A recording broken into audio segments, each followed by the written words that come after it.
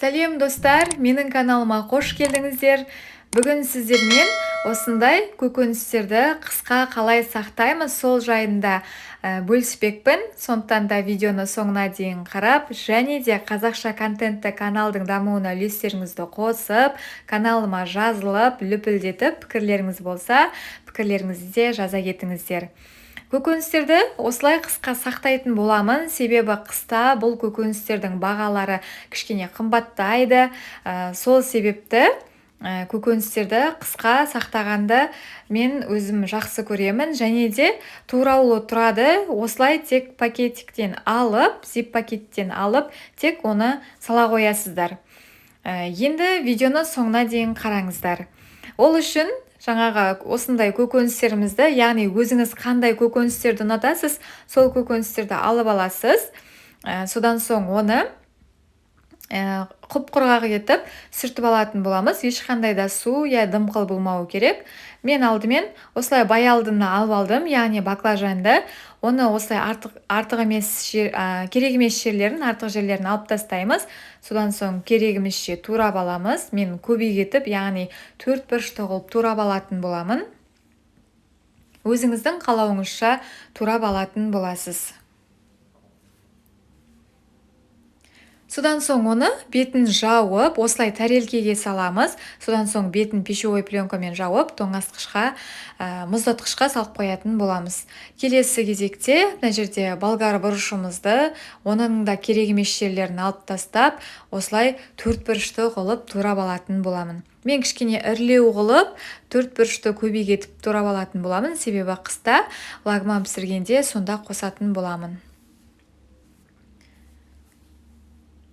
Оның да осылай бетін жауып, пищевой пленкамен жауып, мұздатқышқа салып қоятын боламыз. Ендігі кезекте қызанақ, оны да осылай сүртіп аламыз да, қалауыңызша турап алатын боламыз.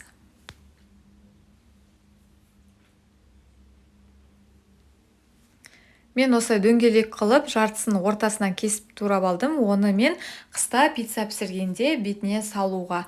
Ал келесісін мен осылай 4 бұрышты көбейтіп турадым. Оны тамаққа қоссаңыздар болады. Келесі кезекте бізде ас көк, яғни укропты осылай жуып, құрғатып алатын боламыз. Ешқандай да су дымқыл болмауы керек, құп-құрғақ болуы керек. Енді оны турап аламыз да, оны бірден зип пакетімізге саламыз. Енді тоңазытқыштан осылай бір күнге немесе ең кемінде 5-6 сағатқа тоңазытқышқа осылай тәрелкесімен қойып қойдық. Енді оны алып, бетін пищевойын ашып, енді арнайы зип пакеттерімізге салатын боламыз. Осылай зип пакеттерімізге көкөністерді, яғни қатып тұрған көкөністерімізді салып, содан соң пакеттің ішіндегі артық ауаларды шығарып тастайтын боламыз. Содан соң оның бетін осылай жауып шығатын боламыз. Яғни мына жерде замогы бар, соны жауып шығатын боламыз. Ешқандай да ішінде артық ауа болмауы қажет.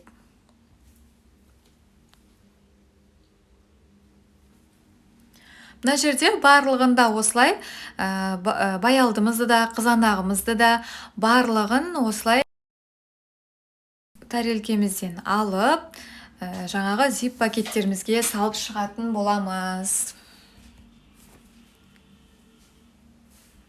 Келесі кезекте болгар бұрышы және де қызанақ барлығын осылай алып зип пакеттерімізге салып шығатын боламыз.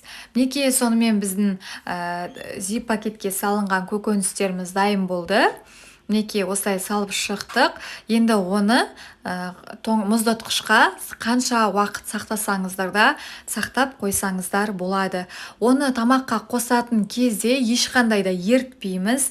Жай ғана осылай зип пакетімізден ашамыз да бетіне бірден салып жіберетін боламыз. Ертетін болсаңыздар, ол өзінің суы бөлініп, езіліп кететін болады. Ешқандай да өзінің массасын бұзбайды. Жай ғана осылай пісірер кезде ертпей салып жіберетін боламыз. Сіздерге видео ұнайды деген ойдамын. Назарларыңызға рахмет. Сау болыңыздар.